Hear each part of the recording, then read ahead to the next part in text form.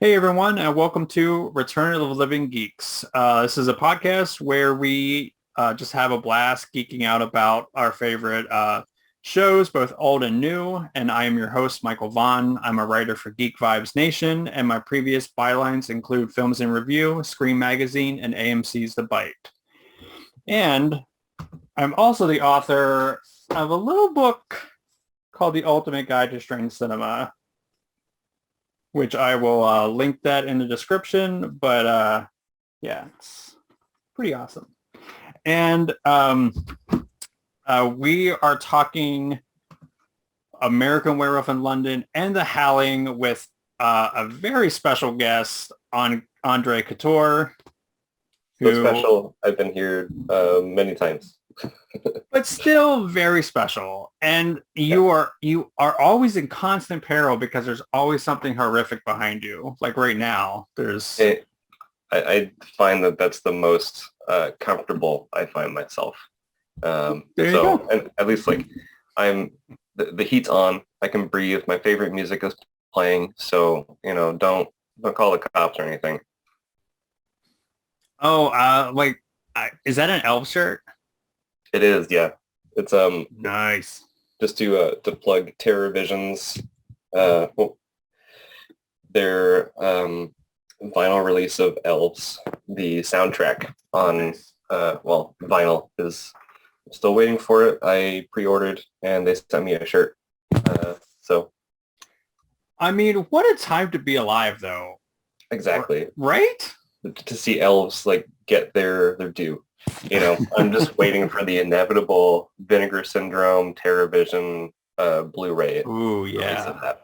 Like I'm I know sure. what's gonna happen. Yeah, I'm sure Christmas time. So like I said, I want to kick off this werewolf um, kind of double feature with a little bit of trivia for you. And that is, what is the one major iconic thing about werewolves that's never actually seen in the original Wolfman, like the Lon Chaney Jr. Universal film? That's never seen. Yeah. I mean,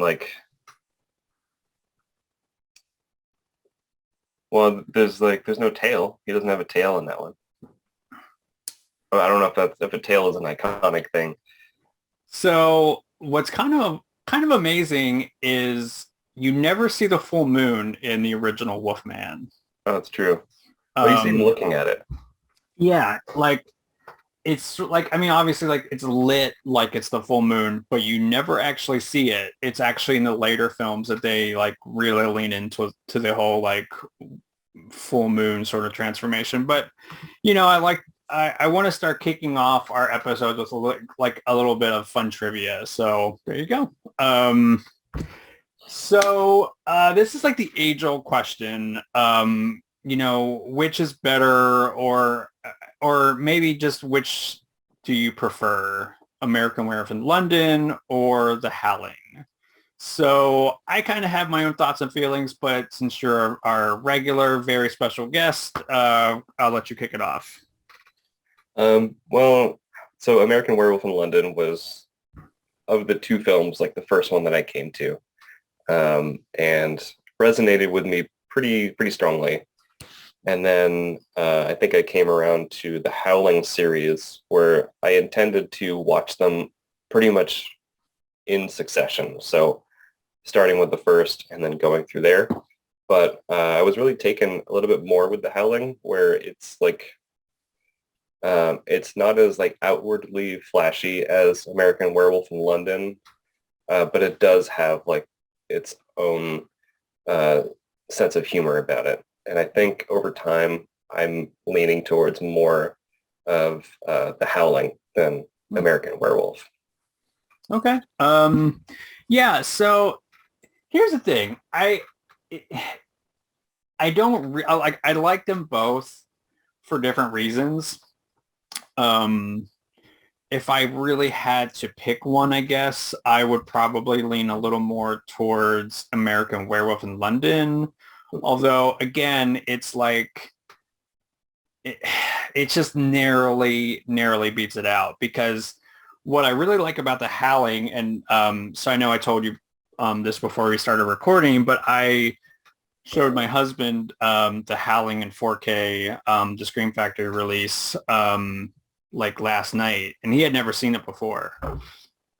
So I was like really excited because, you know, The Howling is filled with all these great Easter eggs. Well, it's an old movie, but I'm gonna just say spoiler alert from here on out, with like some of the little Easter eggs and like plot details and whatnot. But you've been warned. But anyways, yeah, like the iconic cameos, like Roger Corman making a really hilarious cameo in the phone booth, and he's checking the coin slot, which is also sort of a reference to Rosemary's Baby with that famous cameo by William Castle. And you know, Forrest J. Ackerman shows up, you know, Joe Dante favorite, Dick Miller's in it. Props from Texas Chainsaw Massacre shows up at the bookstore, because this also had the same art director, Robert A. Burns, which legend, pour one out. But I drank all of mine, but you know, I'll pour it out later. Cheers. but yeah, so you know, and there's just so many little like Easter eggs. There's like so many little references. I mean, this is clearly like Joe Dante's like bloody love letter to like not only just the Universal horror movies, but just really like monster movies in general, really. So yeah, that's kind of what I love about The Howling. Although I will say, as far as like nuts and bolts story and execution, I think American Werewolf is maybe the more consistently well done as far as like story and pacing and the werewolf transformation, which we'll obviously like. But we're gonna get into that, yeah. But yeah, just so yeah, so like I said, I really love them both. I can't stress enough that I really like The Howling a lot. And I even really like the really bad sequels. As do I. And we'll get into those too, I think. But yeah, so to sum up, yeah, like American Werewolf in London just slightly edges out The Howling, but they're both like bangers of film. So now you know, as terms of, so you said you prefer like The Howling. So what is it about American Werewolf that like maybe falls slightly short of The Howling? So like I said earlier about how The Howling also has its own like sense of humor about it. It creates some more avenues of places that it can go, where like American Werewolf in London, it outwardly has this sense of humor about it.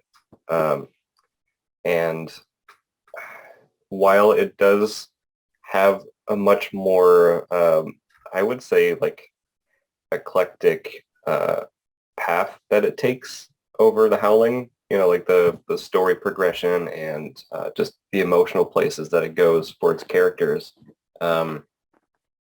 It's, for me, I see that the humor doesn't really change up that much, and like could be seen as somewhat of maybe a little bit of a crutch. Like it's never not entertaining. Like don't get me wrong, it's I just think that The Howling has a little bit more of like a variety in terms of where it chooses to go in terms of how characters process certain things. The tone of the film is a little bit more subdued, rather than American Werewolf in London it very outwardly gets goofy and like, Mhm. to its own strengths, especially the way that American Werewolf in London ends. It's like, of the two films, like I prefer the ending of American Werewolf in London just because it decides to go where it goes and is so unapologetically brash in that sense. But that's the only way that it could end or go, because of how it chooses to, process certain events, for the film's main character.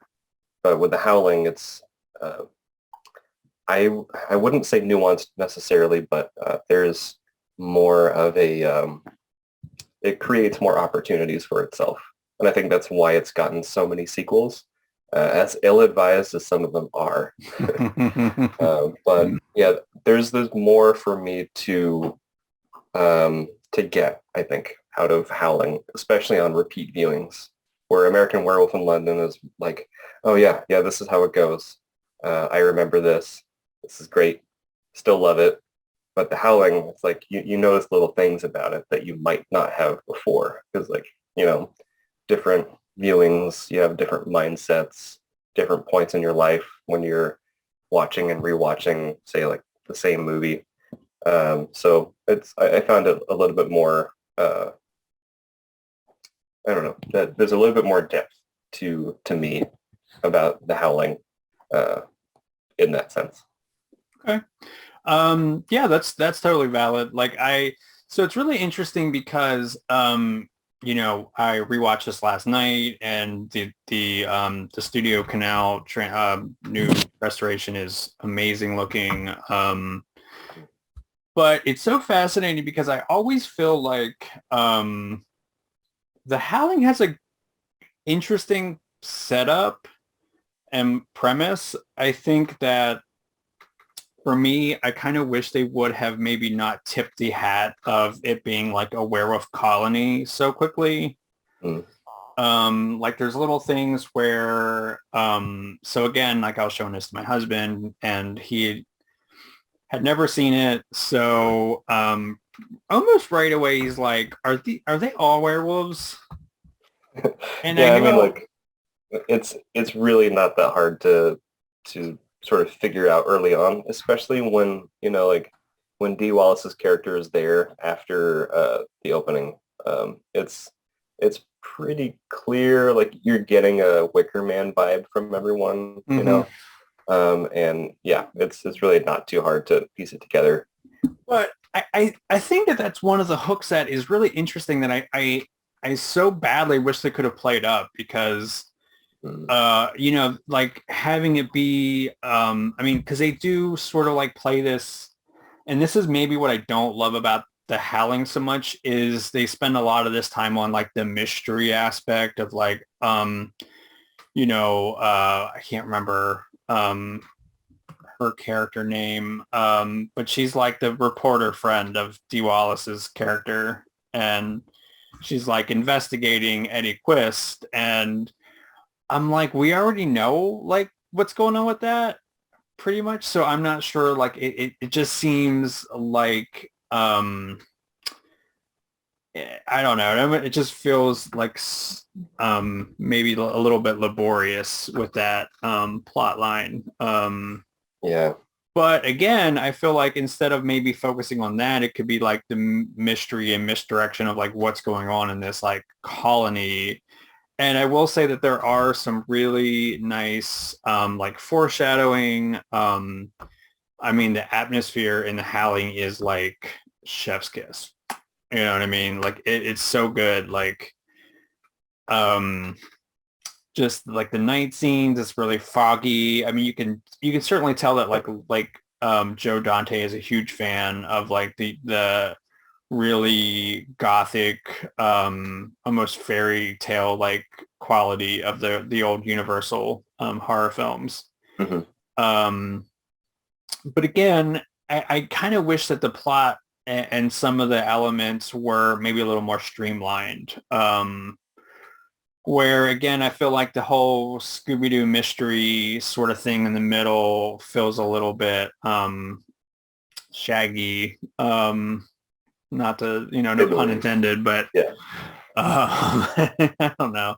So I guess that's kind of where it loses me a little bit. But again, it pulls me right back in because like the creature design's really awesome. Like there are some like legit jump scares. Like I knew some of this stuff was coming, so it never gets me. But like the scene where again, it's like the reporter friend that's poking around, I guess, Eddie's cabin, and then that like dog comes to the window, and like that got him. Like my husband was out of the chair. So and there was like a couple other like really effective sort of like jump scares, and not just like a cat flies out of the pantry or something like the Like cliche of PA throwing a cat into the frame. yeah, or now where it's just like loud music is this the like music startled me. Yeah. Like this, it's like like again, I don't automatically hate like jump scares, right? Because I feel like that term gets a bad name. I mean, like there's an art to doing a jump scare in a really effective way. It's like misdirection and setup, timing, and like payoff. Yeah. So, this definitely has that. And but I will say, I again, as far as like direction goes, like I mean, I feel like the direction, I feel like it's tied for me. I feel like they both do a really nice job at knowing what they want, commanding the scenes, knowing how to deal with like actors. None of it feels like it's getting away from either John Landis or Joe Dante. So besides the ending, is there something where you feel like American Werewolf did it a little bit better versus The Howling? Yeah, so there's this thing that happens throughout American Werewolf in London, where our main character is um, basically psychologically tormented. Like when he starts to put these things together that he might be this titular American werewolf in London. He starts to have like these nightmares, night terrors almost of the murders that he commits as the werewolf. And some of them span into like the absolute just ridiculous. And that eventually goes into the final part of the film, which is just the gloriously loud and just ridiculous werewolf SS soldiers with like there's no grounding of reality there, and like at that point like everything is just like completely loose beyond repair, and I think is almost pretty much like the perfect cap for that character's just irreversible loosing into madness, where like there's no going back. I mean, there's no going back from becoming a werewolf unless you get someone to kill you with a silver bullet or however you deal with that mythos. But that psychological aspect is something that is very unique to the film. And The Howling doesn't really get into that either. It's like how like could these people be tormented mentally or psychologically by their transformations rather than just physically, which I found as a little bit more fascinating and something to grab onto in American Werewolf, where like the ending of the film happens, and as soon as the credits roll, especially for people seeing it for the first time, they'll have to like kind of collect themselves and just think about like that's the movie. Like there's no more movie. Like we're not going to go back and explain, the visual addition of like these German SS werewolves. It's just exists to like shock both the viewer and the main character, and like no one knows where to go from there. So I think it's so effective in just like going into a new place that it's, yeah, I mean, it's just simply absurd, you know? Yeah. And like, yeah, I agree. I love that sequence because it is so out of left field, like wonderfully out of left field. And the other thing that, again, so rewatching it last night, The Howling, it was a lot of fun, but I also kind of remembered how much I really enjoyed how Joe Dante took this whole sort of pop psychology fads of the 80s, or like the late 70s, early 80s, and sort of like distilled it into this sort of, again, homage to like Lon Chaney Jr.'s werewolf films. And like there's a really funny line that's such great foreshadowing, but also is indicative of just how sharply this is written, where the character, she's like one of the members of the colony, and forgive me because I don't remember her character name, but her and Dee Wallace are like taking a walk, and she's showing her around the colony. And she's like, yeah, I tried all these like things like Est and Scientology and all these like, and it's always cringy when she mentions Scientology. But anyways, I but the punchline to that is she's like, she's like, maybe in the next 5 years I'll be like an actual human being, which is like, oh, you're like, okay, it's like funny self-deprecating thing, but it's like, oh, when you realize she's a werewolf. you know?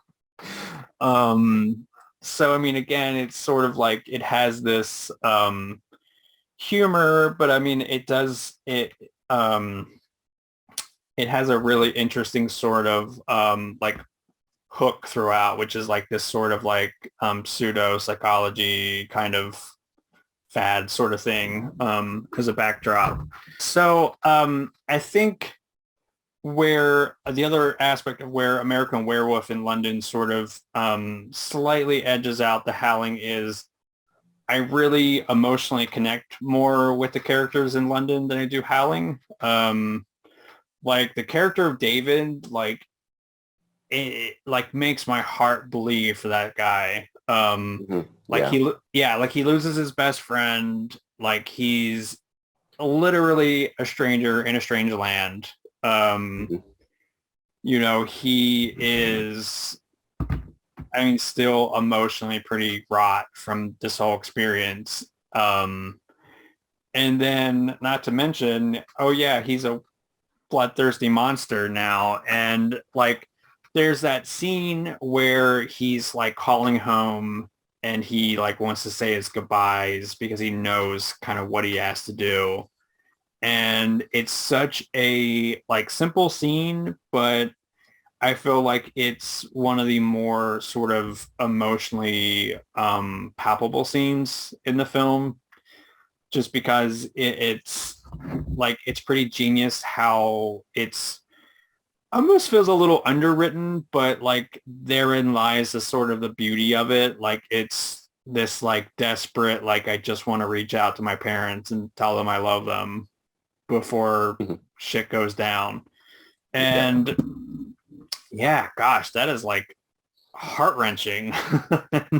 And like, I like the characters in The Howling, but I'm like, if I'm being honest, I don't really connect with them in like a way that feels like meaningful, like in a way that like really pulls me in. I mean, The Howling is like a fun roller coaster ride, but like American Werewolf in London has, I feel like, a little bit more of that emotional weight to some of its like silliness, some of its like very absurd moments. Yeah, well, there's that. It's much more relatable on a personal level Mm. with American Werewolf because I mean there's barely any stuff. It's just these two guys. They're just vacationing, in the UK, and all of this starts happening, right? But with The Howling, it's like Karen D. Wallace's character is investigating this serial killer, and the whole setup is that she's like traumatized after this run-in with a serial killer where she agrees to meet with him and is like apprehended and like very violently attacked by the police. And then like the place where she goes with her husband is pretty much just like a place for her to decompress and just just come away from that experience in a way that is like therapeutic, but obviously that doesn't happen. But there's a lot more to connect with from the very beginning with characters from American Werewolf in London than in The Howling, where I think that's where I like to I think that's where I enjoy The Howling a little bit more because there is a little bit of separation between like myself and the characters where it's always very clear that like this is a film about other people rather than someone that could be you. And I don't know what it is about like the movie or werewolves in general. I tend to connect a little bit more on like an entertainment level when there's that little degree of separation. Okay. Yeah, no, that's can completely see that. And yeah, like yeah, I mean, I definitely I mean, I don't need necessarily, and it's not to say that like his Joe Dante's or yeah, Joe Dante's characters are shallow or anything. It's I mean, there is like depth to like Karen played by Dee Wallace, and I think it's so interesting because I mean it really boils down to a movie about someone with PTSD, even though I don't even know if we really had that term in 1981, or at least it Yeah. certainly wasn't like a ubiquitous term that we were, using and really exploring. So that, is an element that I find fascinating about The Howling because, I mean, it does have some has that sort of emotional arc. But yeah, again, it's so funny because I also, if I'm being super real here, like Karen never comes off as particularly likable in The Howling. Yeah. I actually found myself enjoying like her husband's like journey a little bit more, even when he's like trying to deflect the sexual advances of one of the other colony members. Like very, very non-subtle. So, Yeah. that and when Karen's friends come into the picture, that's when I think they're a little bit more relatable. Chris and I forgot his girlfriend's name or wife. I don't even remember if they were married or not. But yeah, like because that's when they go into the occult bookstore, and then that's when I think everything goes a little. It skews to the ridiculously paranormal, which is most of that's a thread of like Joe Dante stuff that I really, really enjoy. And it never gets too like it never gets too ridiculous for its own good from there. It has this basis of grounded fears and horrors that throwing werewolves on top of that gives a little bit more of like a cheesy nature to it, which works. Yeah, and again, that's a really great point because I mean again there's aspects of like one that I like more than the other. The Howling is more of like a breezier sort of watch. And I have to say that like The Howling has a fantastic cast. Besides like Dee Wallace, you have Robert Picardo in a pretty early role. You have seasoned veterans like John Carradine, who was like an absolute legend with like Universal horror films. He actually was in Bride of Frankenstein. It was like a super early role for him. But he also was like in House of Dracula and like stuff that obviously like, Joe Dante was a huge fan of. Yeah. And Slim Pickens is in that. It's hilarious and awesome. So yeah, like it's Dick Miller, Kenneth Toby, who was like a veteran actor, but I think everybody kind of remembers him in like Airplane and I guess he was in Gremlins also, but I mean he's been in some like incredible stuff. Like this, he's in the original. He's like one of the mains in the original The Thing from Another World, which is really amazing. But he plays like one of the cops. So yeah,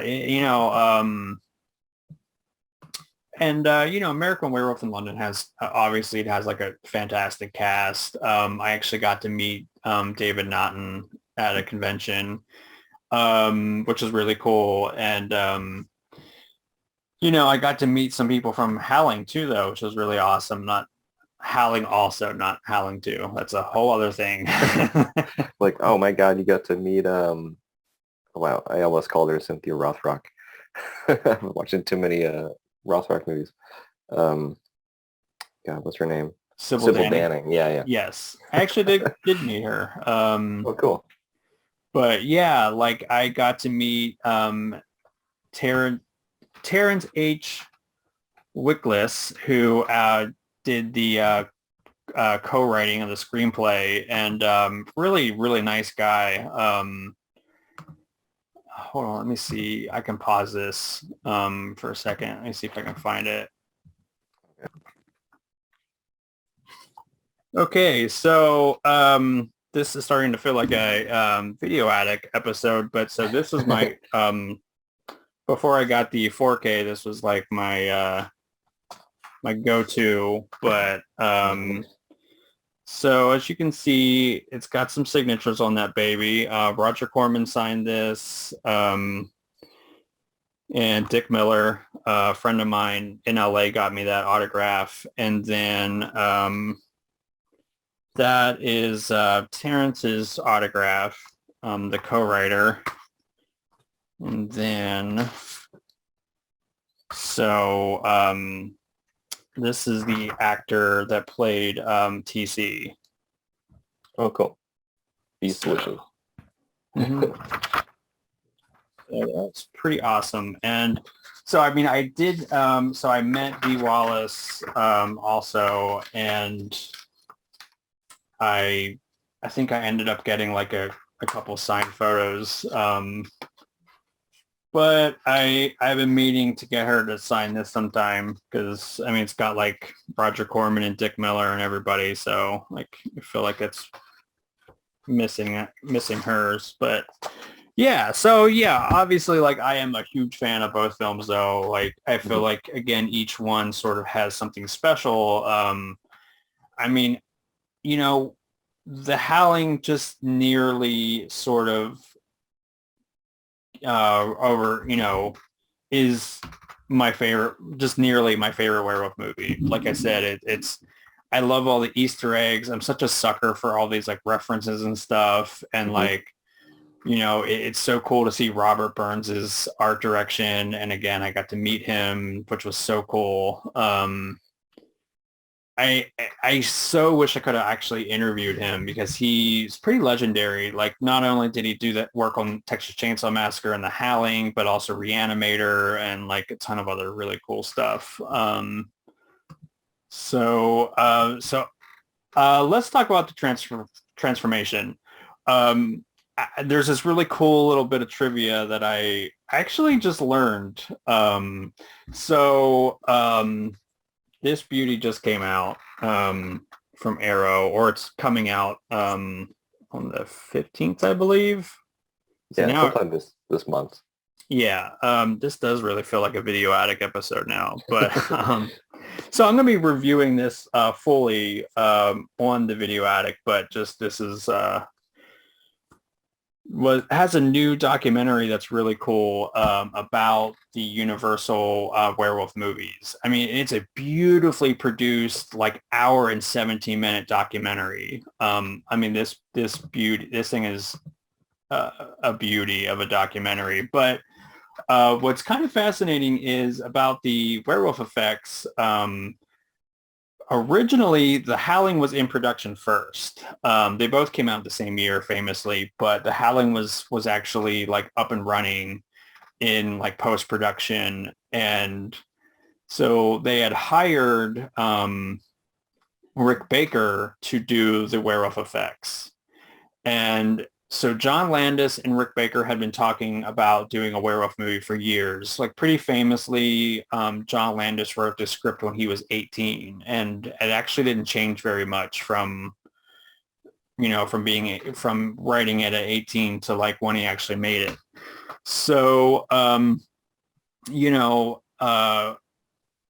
kind of one might say a dick move, like John had basically kind of, in maybe somebody's opinion, guilt tripped him into, taking, not working on The Howling and coming on to American Werewolf in London. So, instead of Rick Baker, Rob Bottin did the werewolf effects in The Howling. And, Rob Bottin is obviously no slouch. I mean, he did the stuff on The Thing, like effects on The Thing, and is amazing and legendary in his own right, really. It's, but I have to say that as far as transformations go, I think that The Howling is good, but the whole bladder effect is a little silly. Yeah. It's almost like skin is like bubbling, outwards a little bit more, where Baker's work on American Werewolf, like, you can feel like bone structure like shifting and popping out. Like, there's something about that is just much more visceral. I don't know what it is. Well, yeah. I mean, it's the movement essentially that does it. But I mean, I think they each work to their own strengths in each different film. It is unfortunate that like Landis just couldn't wait to for Baker just to like at least finish the transformation scene, because like, yeah, if you're gonna do that on screen, like, you want it to be done not only just like effectively but entertainingly, which I mean the Howling does effectively and entertainingly, but I feel like we could have gotten a transformation scene in the Howling that looks just as it does in American Werewolf in London. Like, maybe he was working on that for the Howling, and because of the time and being ripped away from the project, that's what he used, which I think maybe lends the American Werewolf in London its like sharper bite, in lack of better terms. And yeah, there's the transformation of the Howling is it's still very fun to watch. Yeah, but it's a little bit more comic booky in ways, I think. Yeah, and again, and like, it doesn't like tone wise, it sort of fits. Again, I think you said it perfectly, of like the sort of like comic book feel. Like, it's definitely a little more like EC Comics kind of vibe. Yeah, but it falls a little short of like the Universal thing, which honestly, like they could have done something that Universal did prior with like their Wolfman, where it was just like uh, 10 to 20 different like staging shots just Just fading doing in like the between lap each other. dissolve. Yeah. Um, they could have done like a Jack Pierce thing as well, but I mean, they hired Rick Baker and then later Rob Bottin, so I don't think that they necessarily wanted to go in that direction. But I mean, what they did do eventually turns into something very like evocative of the film style. Sorry, that was my cat. Oh, I thought it was whatever was behind you there. Yeah, no, I have my cat in my car here as I'm driving to uh, protect. but no, yeah, like I don't hate I certainly don't hate Botine's work in The Howling. It's really interesting. Like I will say it sort of like when you're not used to it, it sort of takes you out of it a little bit because it is a little goofy. Like my husband was like during like the big reveal when you finally see like the full transformation, he's like, why is she just hanging around while he's transforming? Like this is Why taking a isn't she while. just, and then when Yeah, it happens again, he's like, you got a good 15 minutes before. yeah, So, it takes a little while. um, but whereas, American Werewolf in London, I mean, that shit is not, I mean, this was 1981 and I still watch that and I'm still fucking blown away by how incredible it looks and just how visceral and like painful. And yeah, you mean you would think that like in the other werewolf movies, it's like transformation is almost like a sort of a Zen experience where it's just like, oh, I mean, no, I feel like if this was really going to happen, like your body it's going to like rip you apart Yeah, basically and be this sort of painful, sort of monstrous birth. So yeah, I think that's what's really amazing about that. And I mean, it would have been really interesting to see if Baker would have done the same thing on The Howling as he did in American Werewolf in London, and how, I mean, again, I mean, the story would obviously be like the same, but it's one of those really fascinating what if sort of things in mhm. Hollywood if that would have been just slightly different, how different the movie would have been or received. But I guess we'll never know. But I am, I mean, I will say that like some of the like when the werewolf is fully like transformed in the Howling, it's a really good looking creature. Like the Yeah, monster is definitely on point. I think it's the transformation that's a little bit rough around the edges, but yeah. Since I was rewatching this yesterday, it made me now like thinking about the Howling transformation. It's almost a little bit Darkman-y, with like the mm, bubbling that comes out of the face and the forehead, yeah. where like you almost expect um, like Durant or Liam Neeson's Westlake to just like start speaking in like a grizzled voice, but it's yeah, I don't know. It's very almost mad scientist-y, which Yeah. I'm surprised they haven't done like a mad scientist version um, of like a Howling sequel, at Yeah, least in that's the six sequels I've seen. so here's the other question. If so I kind of already have my answer, but if you could have anybody like remake either film, like who would be like your like top pick for director of like Like carte blanche, like anyone? yeah, just anybody. Yeah. No.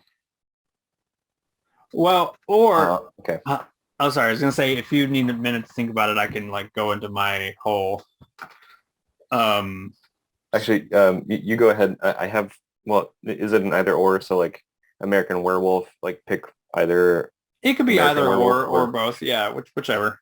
okay. I have one, but I want to think about the other one. So Okay. go ahead with yours. So I was thinking American Werewolf in London with Edgar Wright directing. Okay, I can see that. And yeah, so I mean the moment has maybe already passed, but like Nick Frost and Simon Pegg as As the the best duo. friends. Yeah, Uh, I can see that. yeah, and the Howling, I don't know. I think that that's a little bit trickier, but I'm trying to think like who I think would be really cool to do that. But I mean, almost like if we're gonna go like Darkman, I would feel like maybe Sam Raimi might like knock that out of the park. Because I feel like I could definitely see some of the more absurd elements, cartoony elements from the Howling to be maybe transformed into something like that Sam Raimi would probably be super at home with. Yeah. Um, I would, my thought immediately went to if the Howling was attempted by Robert Eggers, I would love the fuck out of that. Oh, You know, like um, just like the stuff that he is able to psychologically induce in films like The Lighthouse, yeah. especially The Lighthouse, I think would translate very well to the atmosphere, everything that goes down in The Howling. Yeah, that's actually really awesome. Now I'm kind of like obsessed with that idea. And like Lighthouse also made me think quite a bit about Evil Dead 2 in certain ways. Mm-hmm. And yeah, there is a connection there, like the Raimi-esque visual flair. I'm sure that Eggers is at least a fan somewhat of some of, if not all of like Raimi's filmic production. It's hard not to be influenced by his style, you know, especially now. Yeah, no, I could definitely see that because it's like I mean initially I wouldn't have like went that way, but now kind of thinking about it, I think that that would be like he would be a really interesting sort of choice if you were going to remake The Howling. Like because I mean again like The Howling isn't like necessarily a horror comedy. I mean, but it does sort of have sort of a very tongue-in-cheek um Mhm. element to it. It's kind of like a dry humor that Hmm. undercuts everything. Yeah. I mean, I would definitely say American Werewolf in London is a little more horror comedy, even though it's very dark comedy. Like it's like pitch black. But yeah. So now, who do you think could remake London? Okay, so I have different thoughts on this. Each one is equally as wild. And Hmm. my first thought, Michael Bay would be pretty Okay. fun, I think. And like people give him a bad rap, but he's actually a fucking solid director. Like he knows what he wants visually, and he can do um, pretty much whatever he wants now. I mean, like he gets to make whatever he wants to make, and I think that's great. I would like to see his take on it. If I could go back in time, I would probably do a pre-Heavenly Creatures Peter Jackson as Ooh. American Werewolf in London, because I know he would approach this in like maybe a little bit more of a cheaper DIY than Landis, and you would, even if the werewolf transformation might not be as like uh, visually as effective as Rick Baker's version, um, I still think that he could have really done something cool with it, especially post like Brain Dead, Dead Alive, where like transformation scenes might just have been one of Peter Jackson's like absolute strengths. Yeah, no, I can see that. And I'll even take it a step further. I would say even like a like modern Peter Jackson could probably still like, Apprehensively, but yeah. yeah. Well, I I know like is probably a huge fan of the film. Like I know Oh, he's yeah. like a pretty tried and true. Like he was not very far removed from making. Like he made movies. I think he started more in the later, like the mid to late 80s. I Yeah. think Yeah. Bad Taste was like 86 or 85 something. Okay, 85. or something. Yeah. Well, I have to double I check Googled that, it. but I think it's around there. Let me look now. Now I'm curious. See how close Oh I was. no, 87. What did you say? Oh, 86. So Oh, yeah. so we were both really close. Yeah, so he's of course a late 80s horror director, so I can't imagine that he wasn't inspired by like some of these early 80s. But we also know that he's like a big monster movie fan. King Kong Mm, was his like dream project for yeah. many years before it actually got made. So, I can't imagine that like, oh my gosh, wait, I just thought of something. Guillermo del Toro doing either one. Okay. I think he would be a more natural choice for American Werewolf just because the story is so focused. Yeah.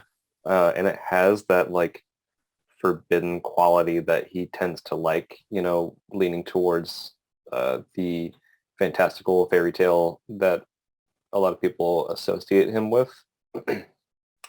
But I'm not exactly sure about how well that would translate for the For the Howling. Howling. Yeah. Because he really likes to focus on either like a very small group of characters, if not a single character, as um, his general like protagonist journey. Like he really likes his protagonist journeys, Yeah. and this one is more of like a communal um, narrative. But I think he would probably switch it around in a way that would make it uh, as engaging, if not more, than if it were to tackle American Werewolf. So yeah, Yeah. there's something there. He would definitely make it his own, but I'm not exactly sure what that would be like. Yeah, it would be pretty wild, to say the least. But I feel like we maybe so here's the thing, like I wasn't really planning on I haven't seen it in a long time, but maybe we should just mention it because I almost forgot that there's a sequel to American Werewolf in London. I'm not And aware of this. oh, American Werewolf in Paris. Oh, yeah. I've never really thought of that as a sequel. I Well, still haven't seen it, yeah. but like it It, seems almost like it wants to be a spiritual sequel or something. yeah, it's very much well, so I'm reading the storyline because it's been probably literally since 1997 since I've seen that film, but the daughter of the werewolf from American Werewolf in London is alive and living in Paris is like the setup, I guess. So I guess it's like Wow. the love interest, Alex Price. I guess it's supposed to be like her and David's love child, I guess. Okay, so this is actually meant to continue from Yeah, I guess that's how London. they're sort of bridging the movies. But yeah, I remember it being, I remember even seeing it and thinking it was bad. And that's not great because my, my love for the genre was deep, but also my cinematic taste was sort of not as developed, I guess. And if a movie was just suitably gory enough, that was like good enough for me at the time. Yeah. Just still somewhat the case, but I'm a little more developed, I guess. But I'm um, seeing that in this film, and I don't know if this is a spoiler or not. I mean, either way, it's getting me to actually kind of want to see this.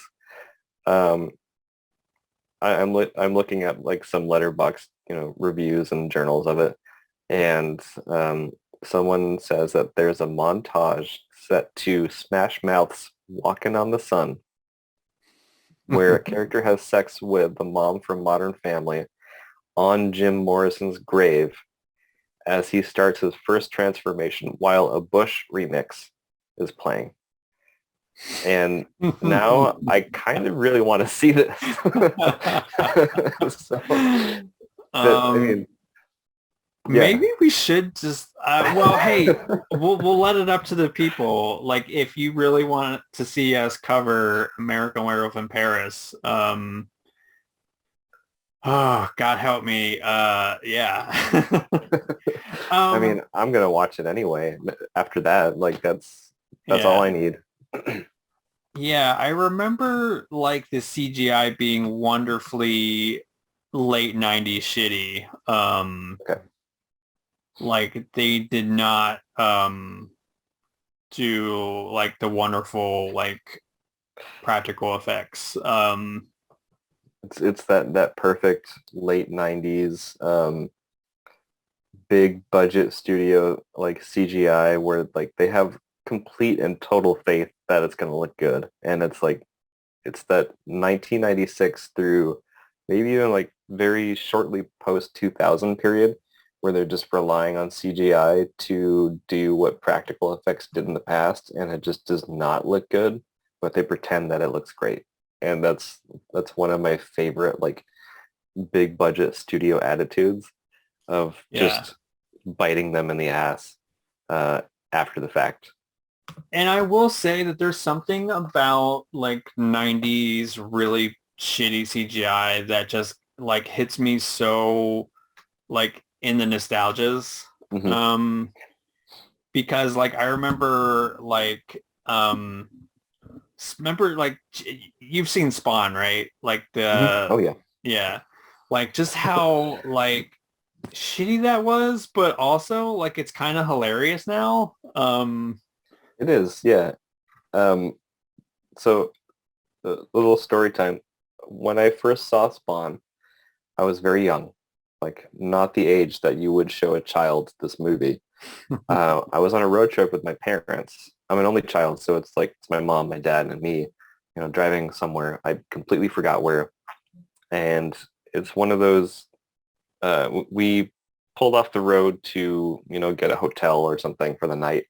And uh, for some reason, like I really latched onto wanting to watch this on like pay-per-view.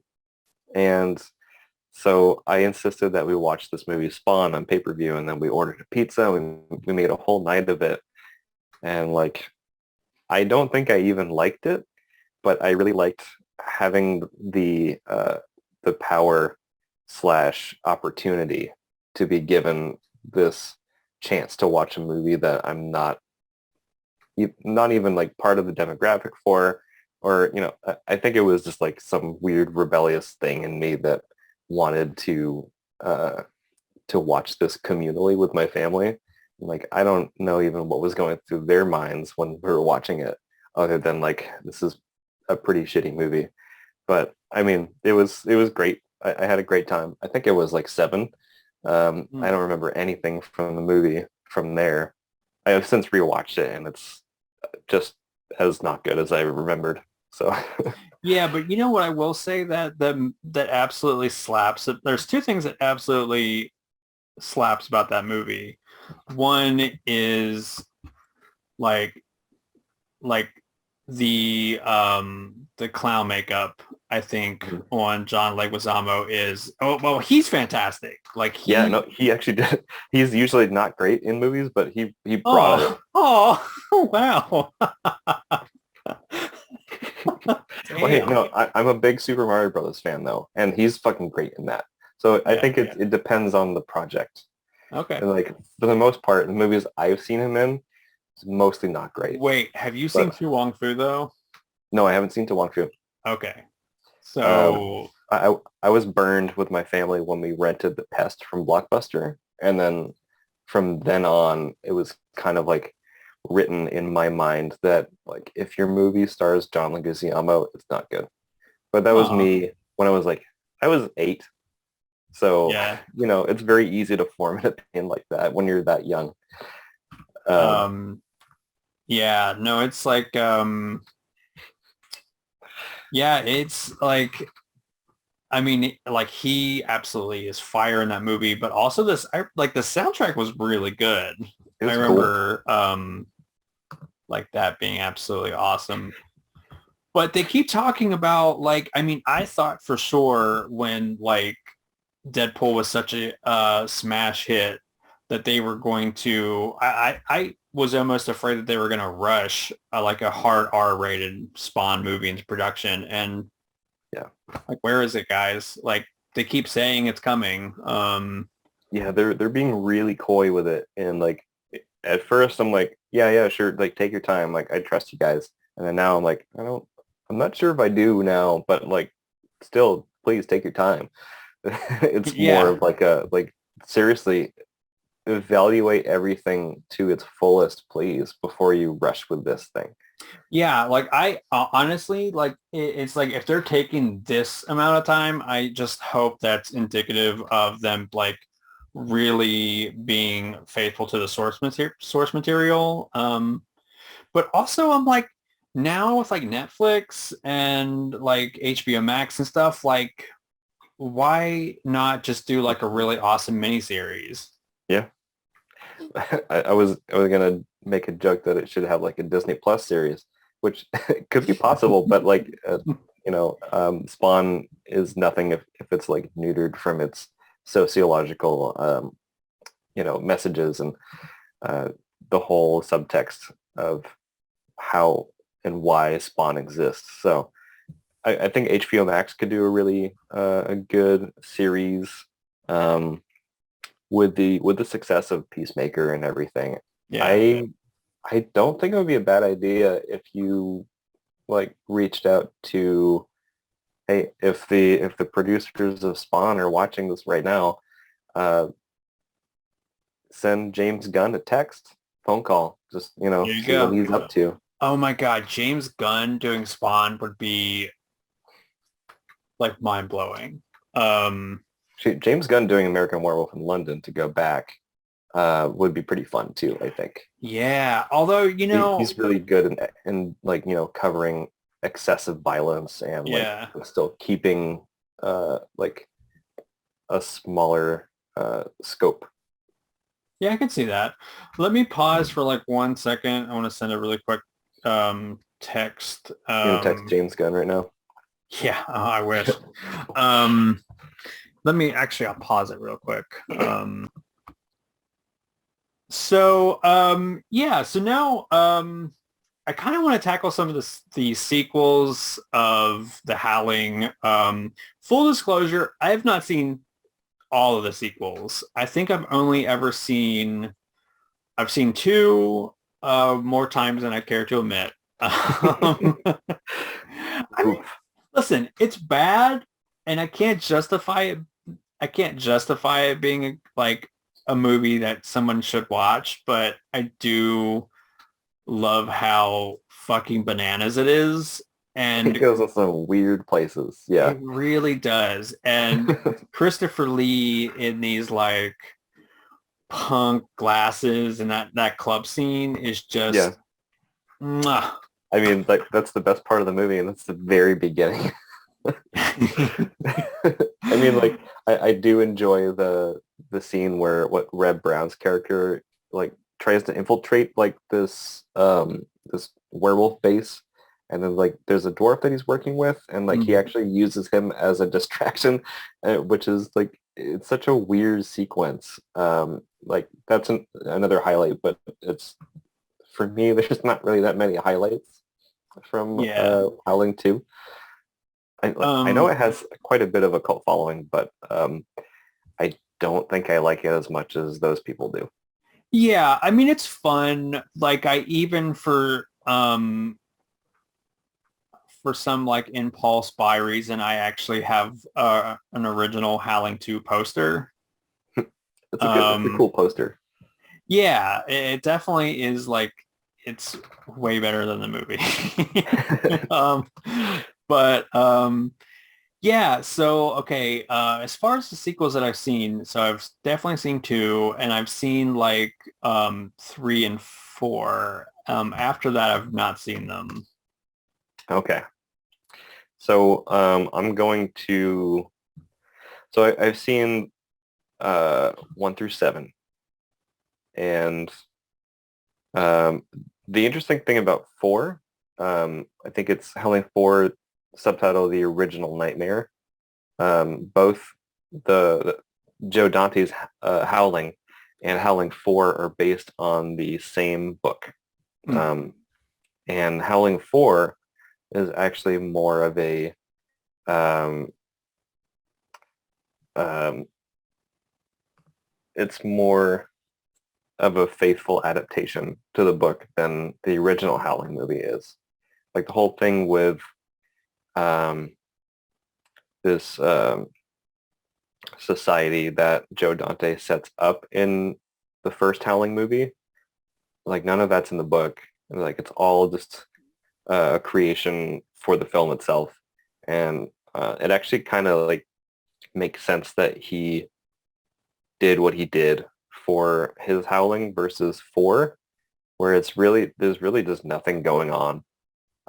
It's like there's a house, there's like maybe 3 characters, and it's like a much smaller scale um, dramatic situation that like the main actress, main character goes through, and it's even more detached in the way that I was talking about how American Werewolf and Howling is like either directly relatable in terms of like the main character and his uh, traumatic situation versus the Howling and like this cast of characters that are almost like too ridiculous to be believed, that exist like through a screen, um, and not just like the movie screen. Like it very much feels like a production, but something that never takes you out of it.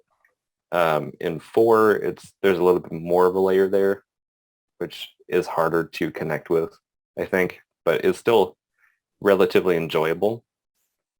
Um, from there, they get more ridiculous. Like 5, I don't really remember much about, but I wouldn't recommend watching it more than once, other than like curiosity. Um, let's see. 6 is interesting. 6 is like uh, it's almost like a version of The Haunting, but with a singular werewolf. And I mean, it's not as good as The Haunting at all, but it has that old dark house feeling of Okay. a bunch of people coming to a castle, cars broken down, need to use the phone. There's a killer werewolf in here. What do we do? But there's no one else in the castle. So one of them is the werewolf, which is a little ridiculous because you can see everyone on the screen in any given moment. And like you can just figure out who's not there. Um, and 7, it's worth going through these to get to Howling 7 because this is where everything gets completely batshit insane. Um, it's an Australian production, made to look like it's shot in like California or something. And there's some musical numbers, They Oh, use a lot wow. of footage from the previous sequels, like multiple different sequels. Like I'm pretty sure that they didn't have the rights to do this, but they did it anyway. Um, there's like a biker gang where they are all pretty much werewolves, but it never gets to that ridiculous level of I don't know. Uh, it never feels satirical. It really wants to think that it's a serious thing, and I think that's where it gets really fun. Where it puts this investment in itself to be like a Howling sequel and a good one when it's not. And like the main character is just so weird and soft spoken, but he's supposed to be like this badass, but it never comes across that way. Um, and it's like other than that, like I don't think I could describe it without like ruining part of the experience. So Yeah, I'll have to check highly that out. recommend it, especially Um, people who really love watching sequels with increasingly diminishing returns. yeah, this is definitely well, it's so wild that this is even a series, because it Yeah. really doesn't need to be.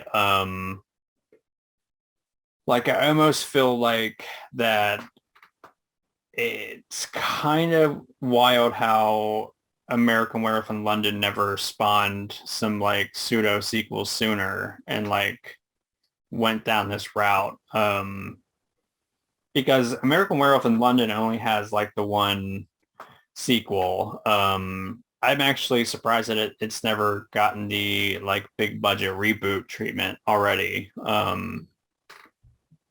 Well, so there has been some talk in the recent past about Landis wanting his son to remake it, but given the recent events Yeah. surrounding not only John Landis himself in the late 90s, his son more recently, um, I wouldn't be surprised if at this point now it's kind of dead in the water. And maybe that might be a good thing. I don't know. Yeah, I mean, again, it would be interesting though to see a different maybe interpretation of it. I mean, yeah, it Mhm. is like a really good film, and I, I mean, I feel like remakes get sort of a bum rap. Um, Mhm. I mean, part of me is like, I get why, why remake something really good when there's not really good older movies that I think would be really interesting to revisit and remake. Um, it's kind of like to bring James Gunn back again. It's sort of like how he takes these really obscure and maybe like ancillary comic characters and like breathes new life into them. Like Mhm. that's really cool. And I think like that's sort of like something that I would love to see with like some maybe more obscure horror movies. But having said that, I think it's always interesting to see like what um like a fresh take on it, if indeed it is really something that you can do something interesting and different. Like I don't know. I feel like, you could even like maybe necessarily not even have it in London. It could just be the American Werewolf in wherever. Canada. I mean, American Werewolf in Nova Scotia. I mean, yeah, I'd be down for that. But like, it was interesting because I was watching this documentary, and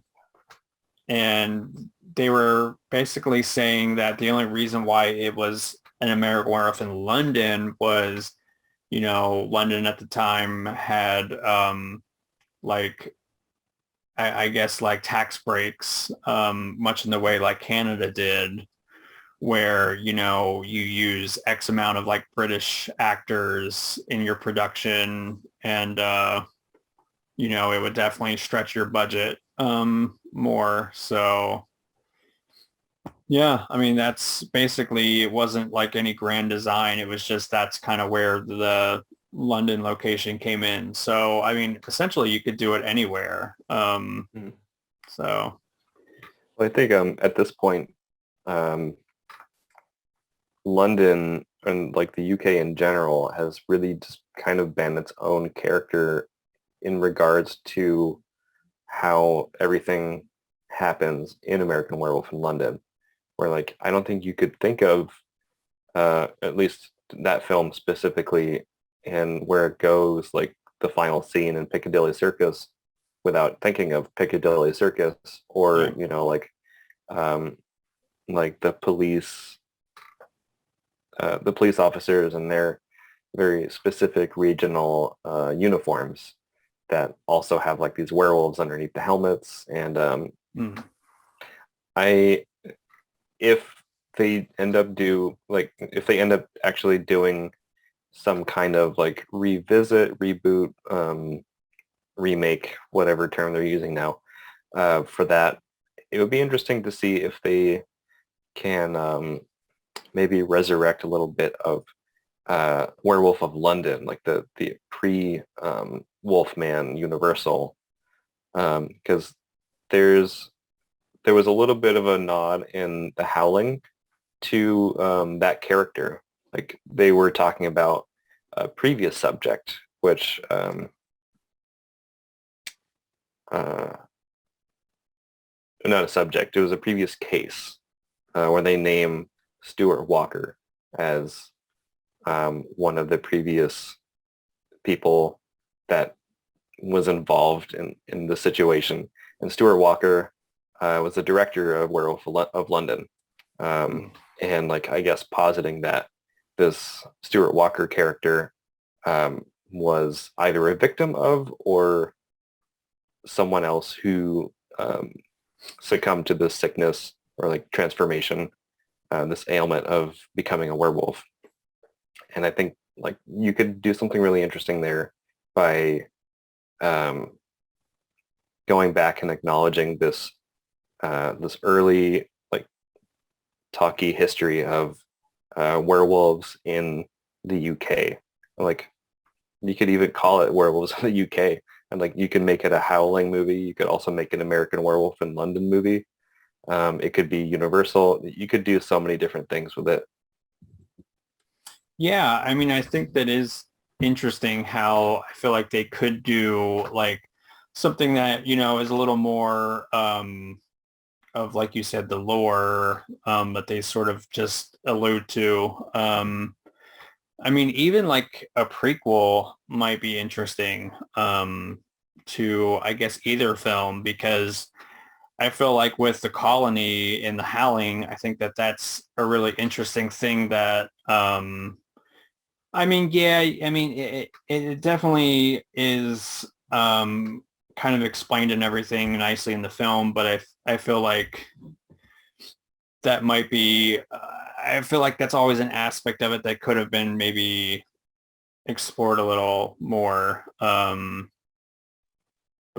I don't know. Yeah, and like there might be some kind of like immediate reaction to want to show like how the colony got set up in the first place, or like why is the the patronage of like the slaughtered lamb so insistent that you don't go to the moors at night, or especially during a full moon, where like I think the answers to those are a lot less fulfilling or entertaining than Yeah. because like we've seen what happens when we try to come up with that answer, and it's not interesting. Like the mystery and the allure of that unknown is what like brings us to really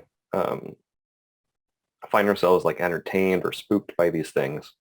And by like defining them, it's not it never results in something satisfactory.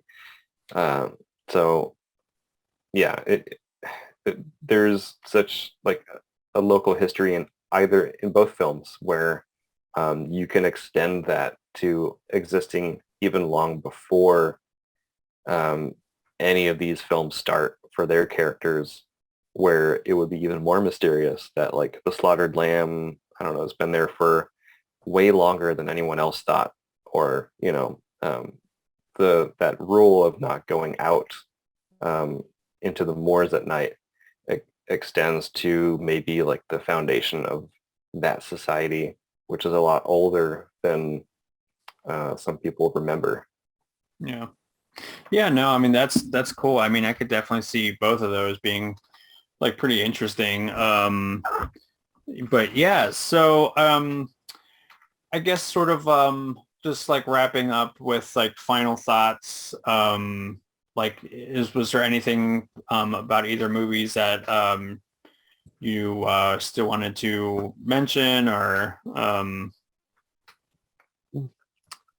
I'm not sure because like it has been a little while since I've seen both, but as of tonight, I think I will likely be revisiting one, if not both movies. I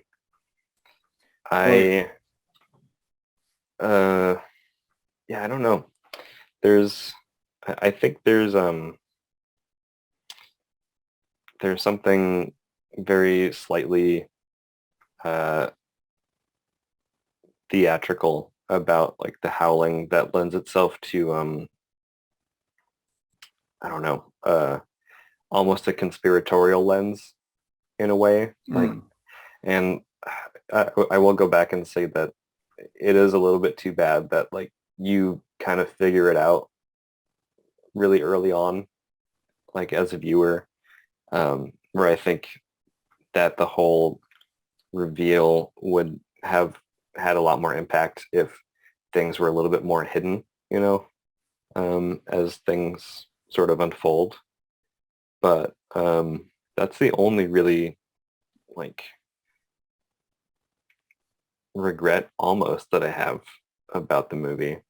But it's never disappointing to see the events unfold as they do, like knowing or like predicting where things are going to go.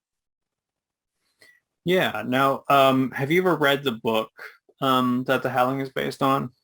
I haven't, no. No, I know. I want to as well. And again, if they ever would do like a remake or requel or prequel or whatever, it would be interesting to sort of maybe draw from the source material again. One scene that I feel like doesn't really get a lot of attention is the car scene, the Howling, which is, your background there. Where I am. Like that is such an intense like scene, and especially how it's photographed, and like it's even more impressive because you're in such a confined space. And I mean, I guess they had like maybe they I guess they still like I guess at this time they had like handheld cameras, but still, I mean, you're in this like small location with these cameras and stuff, and you have to, I mean, so that scene had to be meticulously planned and like storyboarded, just to be able to get everything you wanted like coverage wise, because again it's like complicated enough, just having like the actors in this confined space and photographing them, but then you have like all these effects, and you have like all the like werewolf creatures and stuff. I mean, it's really, really amazing when you think about like how I feel like we take for granted how like very difficult that scene would be to pull off and really effectively. And I feel like it's like one of the centerpieces of the movie. I mean, I know like the build to the reveal of the werewolf is like what the movie wants its centerpiece to be, but I feel like that like that car scene with like all the other like with the werewolves ganging up on the car and stuff, I mean, that's I think maybe one of the best scenes in the movie. Yeah. And like with regards to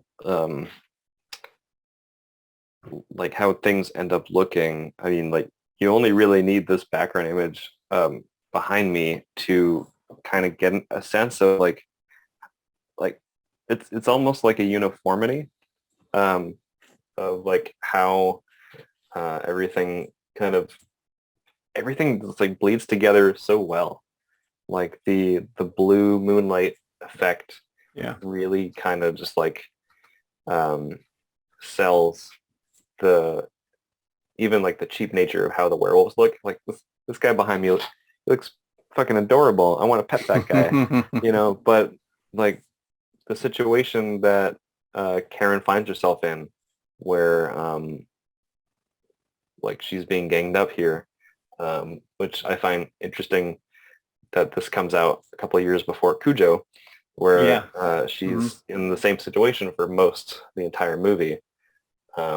It's really a testament to how the set piece is like so unnerving and kind of, Yeah, it is interesting that you mentioned that this was like pre-Cujo because, I mean, again, one of the best jump scares is like the dog that just leaps up out of the window, which is very much feels like a foreshadowing of Cujo, even though like Dee Wallace isn't in that scene, but still it's sort of, I mean, like you said, the, the whole car sequence, like that's something that like they definitely would do with Dee Wallace later on. I tried to stop it earlier. That was me with my hand up. But yeah. I love it. She swiped at me and I was like, all right, fine. Well, the cat wants their little bit of fame there. So, so I guess that's, like I said, that's just sort of like my final wrap up is like, that's such an amazing sequence. I think it's, like the best scene in the movie, I think. Both movies are really well done. Like I said, I think that both films give me something that maybe like the other one maybe lacks a little bit of. But yeah.